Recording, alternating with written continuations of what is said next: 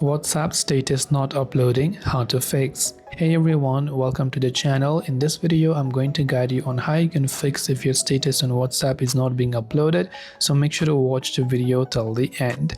Now basically what you want to do is you want to simply open up the WhatsApp app, and if you're not being able to upload a status from the updates tab with any of the status, let's say for example, the first thing to try to do is to check your internet connection. If you're using Wi-Fi, try to switch to cellular or vice versa and see if that helps you solve the problem.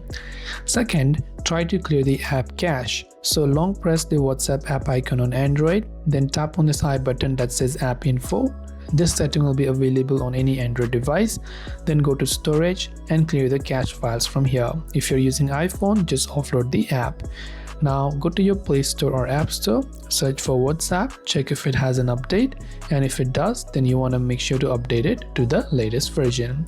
And hopefully one of these may have helped you solve the problem. If you have any questions, feel free to leave them down below. Thank you for watching and see you in the next video.